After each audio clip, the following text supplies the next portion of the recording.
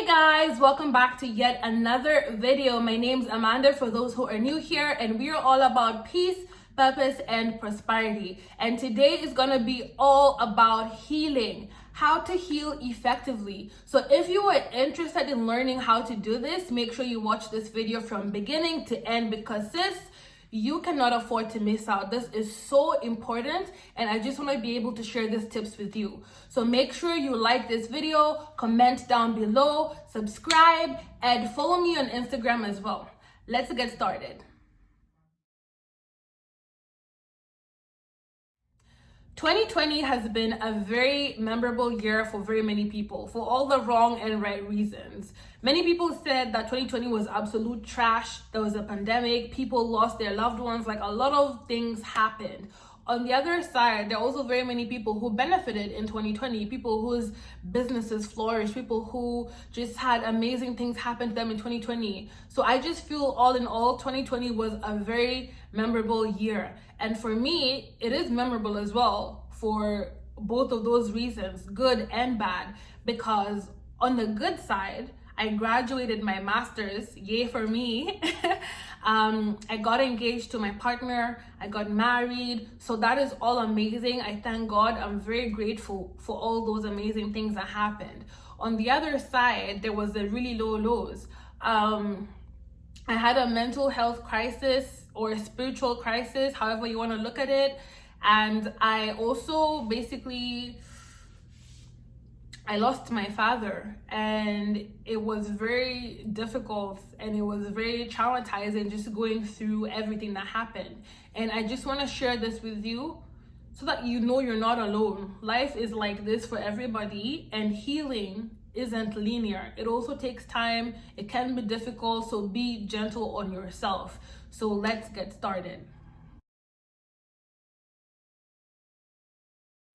In 2020 February, my husband and I, who was not my husband at that time, were taking a flight to go to my mom's city because he basically wanted to officially ask for my hand in marriage, like face to face, right?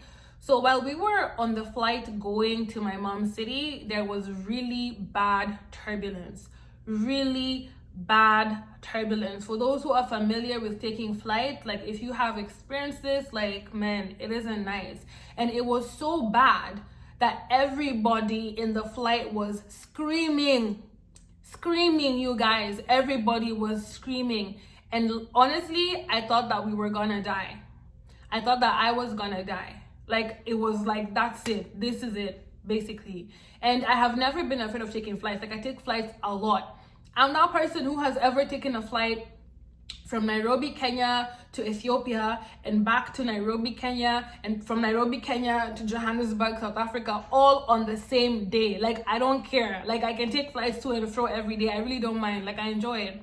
But on this particular day, things were different, and something just changed in me, because when that happened and I thought that I was gonna die, I was like I was throwing up in the bathroom, like my stomach was paining and in knots, my mouth was dry, I was dizzy, I couldn't see properly because my eyesight just became blurry out of a sudden. Like, maybe these are like fight or flight reactions, I don't know, but like my body like just broke down. I was in bad shape, I was afraid, I was crying, I was sweating, and it was like, this is it. It was a very bad flight. And by God's grace, we're able to get to my mom's city. And, you know, my husband was okay, he recovered, it was all cool. But for some reason, I never recovered. I was not able to eat, I could not sleep. I was crying every day. I had like the shakes, I was always like shaking, and I was afraid. I could not calm down. I was just in bad shape. And I even began having nightmares almost daily about death and just horrible things happening to me and people around me. So I was just very mentally and spiritually tortured, you guys. Tortured. Whew. Anyway, so we were supposed to be having a good time with my mom and everything, but I could not.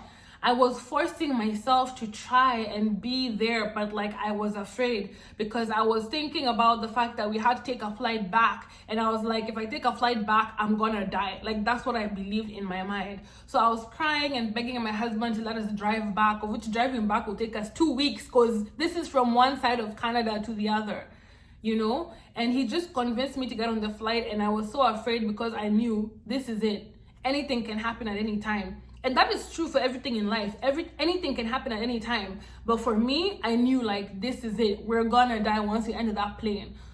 By God's grace, we arrived back home safe and sound. However, I was panicking, I was crying, I was distressed, and that still wasn't the end of it. Even though we got back home safe and sound, I was still stuck. I was still stuck in that space of fear, of anxiety, of trauma, of stress. And I guess that's how trauma works. You don't decide like, oh, I'm not gonna feel this way. And my husband was fine, but I guess that's the difference between two different people. Like, what will trigger one person will not be the same things trigger another person. We are all different. But for me, that's what did it. And even when we got home, I was still afraid. I was traumatized. I couldn't eat, I couldn't sleep. I was having nightmares almost every night. I was shaking and afraid. I didn't even want to go outside because looking up at the sky would be enough to traumatize me and give me an anxiety attack, because I would hear planes or imagine seeing a plane. I would be panicking and afraid, and I would just have really bad anxiety attacks. You guys, I was suffering mental and spiritual torture. It was not funny at all because I have never been through anything like this, never. But this time, everything was just hitting me all at once, and I didn't even know what to do, why it was happening. Like, I was so confused as well. And shortly after, something else happened in between in regards to my healing, but I'll let you know about that later. A couple of weeks after that, I had begun, like ever so slightly, to have like less nightmares. And then one particular Saturday night, I had like the nightmare of all nightmares. I literally woke up at like 1, 2 in the morning, crying, shaking, sweating. I had to call my husband to come over to my house because we weren't living together at that point. We weren't married yet. So I had to call him over to come to my house and be with me because I was just like a wreck, a mess. And I later on found out that that was the night that he had passed. So maybe it is a symbolic thing because I am his first child, and maybe there, you know, that bond between us, maybe I felt something when it happened, but that night was bad and memorable. And there is a lady that he had sent to talk to me and kind of take care of me and keep tabs on me, that he felt he trusted. And we didn't really talk much with this lady, and she called me after he passed, and you know, she asked me, what are you doing? She didn't tell me what happened. She was like beating around the bush. I told her I'm busy studying. I didn't tell her that I'm going through like my own mental and spiritual stuff because I just felt like it wasn't her business. But I told her like I was busy and I was stressed out. So she didn't tell me that my dad had passed away. Then a couple of days later, when I was still struggling with all these things, another person, like a distant relative on my dad's side, who I had talked to once or twice, literally sent me an Instagram message, like DM'd me and was like, that your father is dead. Like, who does that? Your dad is dead. Who does that, really? And honestly, you guys, I'll let you know, this is the second video I'm making because when I made the first one, I got to this part, I cried. So I had to shoot it all over again. But I was so broken. Like, the feeling I felt, like your chest just drops to your feet. Your stomach is churning, your mouth is dry, your head is just, you need to sit down, your legs are weak. It's a horrible, horrible, horrible feeling. And I couldn't believe what I was seeing. So I called the lady that my dad had connected me with, and I asked her, and she said like, yes, I'm so sorry, it's true that I'd actually called you last week to tell you, but because you seemed like a little bit stressed out with work and school, I chose to just give you time to finish what you were doing before I tell you, because I didn't want to burden you with too much information at once, which was considerate of her, and I really appreciate it. But basically, I had to deal with what was going on.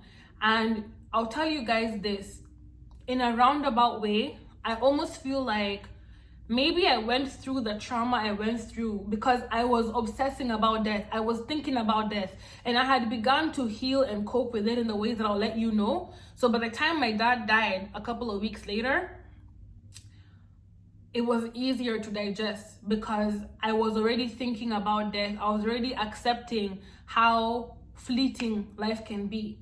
So in a weird way, maybe going through what I went through kind of opened up my eyes to the experience of death and the reality that it is in our lives. So when my dad did pass, it didn't traumatize me as bad as it would have if I had not gone through this first thing. You know what I mean? So it was a really difficult time. But you know, they always say after the storm, there's sunshine. It doesn't storm forever. It doesn't rain forever. It gets better. And what I say is I can bend, but I will never break. And I hope the same is true for you, because we have strength in ourselves. We can do all things through Christ who strengthens us. So yes, I bent, but I did not break.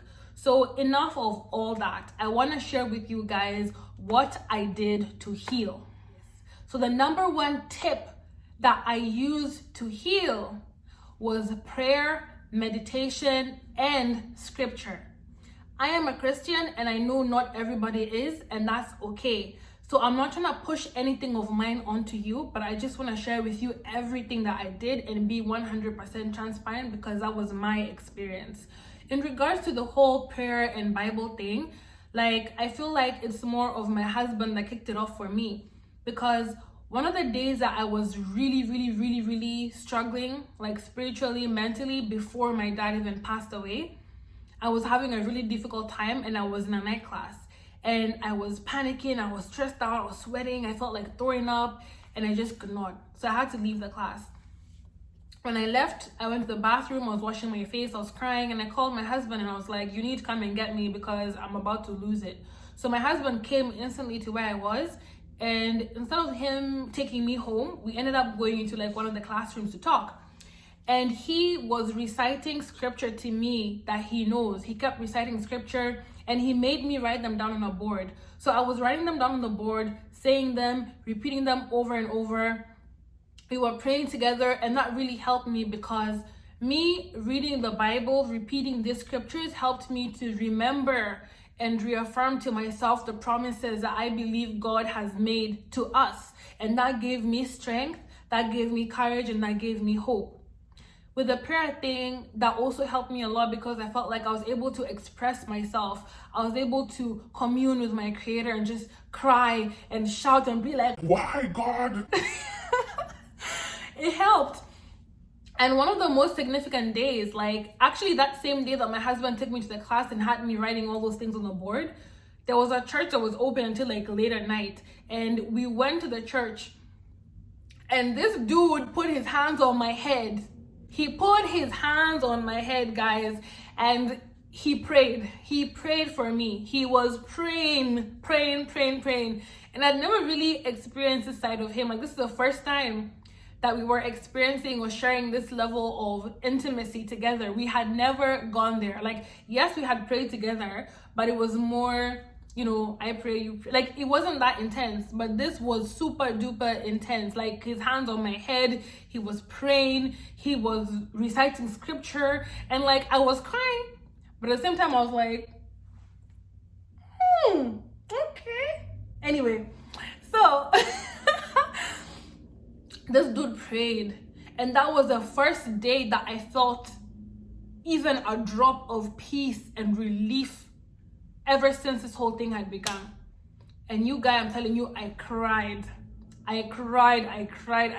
because I had been struggling for so long. I had so much anger and sadness and all these feelings pent up inside me, and I just released. I didn't even cry, scratch that. I wailed. I was wailing in that church like I don't know like what. But I walked out of that church that day feeling so much better, like a burden had been lifted off my shoulders. And you know, we kept doing that. We kept praying, we kept reading scripture together. I kept just doing it, and it really worked for me. It helped me. It gave me strength. It helped me express myself. It gave me hope. Whenever I would wake up from nightmares, I would pray. I would read the Bible. I would repeat these things to myself. And honestly, I will tell you, it gave me the strength to wake up every day, to keep taking it a step at a time, because I didn't know when this would end. I was afraid, but that definitely kept me going and gave me the strength that I needed to keeping on. Number 2, affirmations. I have always been a self-affirming individual. I stand in front of a mirror, or even randomly during the day, I repeat things to myself, like I attract peace and abundance. Whatever I work towards materializes. I am lovely, I am blessed, I am strong, I am intelligent.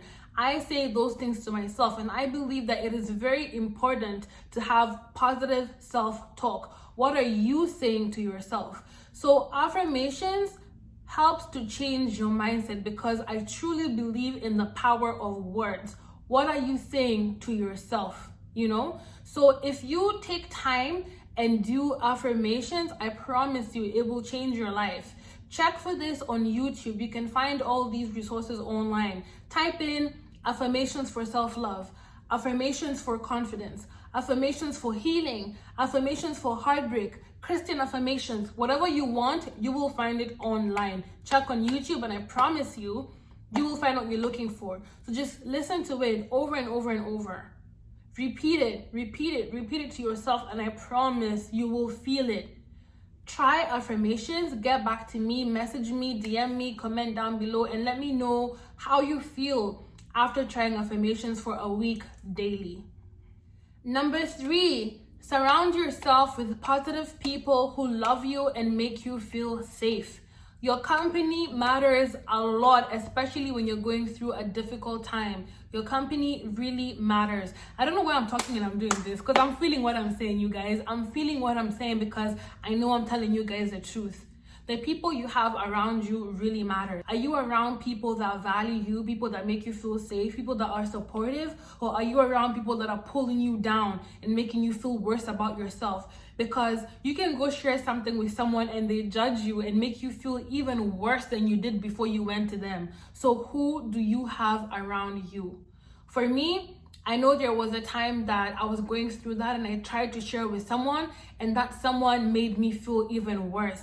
They made me feel condemned. They made me feel like, because I'm a Christian, I didn't have faith in God, I'm going to hell anyway. And I was so afraid, and it triggered my anxiety even more. And my mom and my partner were like, what the heck? Like, just say deuces to that person, because why would you go to someone for help and they kick you when you're down? They probably had good intentions, but it did not help me. It did not serve me. It made me feel worse. But I thank God, because I had my mom and my husband in my corner, because they were there for me. Like, they were like riders for me, proper riders. My mom and I, we talk daily, so she'd always check in on me and see how I was doing. My husband was like my handbag, or I was his handbag rather. Like, I'm always his handbag, but I needed to be his handbag at that time, because he would take me everywhere with him. Even when he was not with me, like when he was at work, he'd always call me, check up on me, pray with me daily, affirm me, like reassure me that I'm safe, that I'm okay, and nothing will happen. And even if something happens to me, it will happen to both of us, because we always take flights together. So things like that made me feel so much better. So make sure you surround yourself with positive people who love you, who value you, and make you feel safe. A support system is a very big thing that you need to get through your healing. Number 4, feel the feels. Feel the feels. Allow yourself to feel the pain, the fear, the grief, the shame. Be open to it, embrace it. It hurts, it's painful, but you need to feel that feeling, to be able to acknowledge what it is you are going through, to process it, and just be able to accept the situation for what it is. Do not suppress it, sis. Do not suppress it. Because if you push these feelings down, what it does is that it festers within you, it rots, and then it just spreads all over like cancer. And then now you're feeling worse. It could even like just bring up mental issues and other spiritual issues. Like, it will just make things worse. So allow yourself to feel the feelings. If you have to cry, scream, shout, punch, do not punch somebody. Punch like something. Roll on the floor. Do it. Do it. I promise you it's okay. Do what you need to do to get through it. I was rolling on the floor and pouring tears and mucus everywhere. And like, it's fine. It's fine. We are human beings. We have a heart. You have to go through these things to get to the other side. So do what you need to do to feel, to accept, and to process the trauma that you've gone through.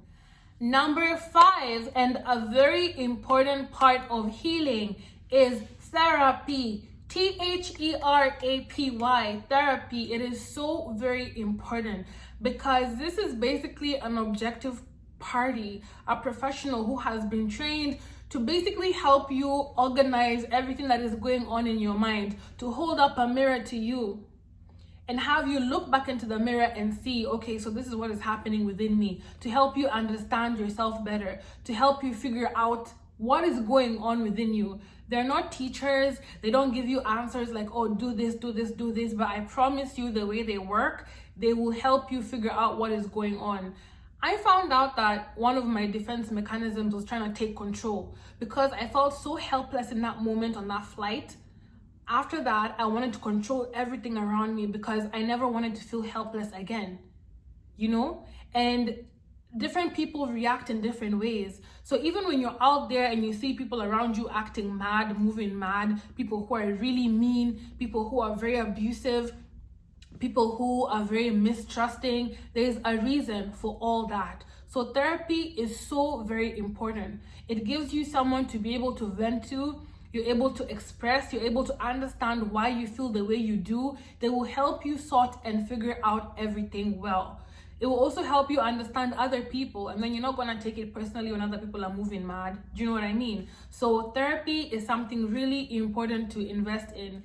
Take these tips and hold them close to your heart because I have been 100% transparent with you. And I know that if you use these tips, you'll be able to make steps forward and make progress towards healing in a healthy, productive, and positive way. So if you enjoyed this video, make sure you like, comment, and subscribe down below. Also follow me on Instagram to ensure that you have access to empowering content and helpful tips. And I will see you in the next video.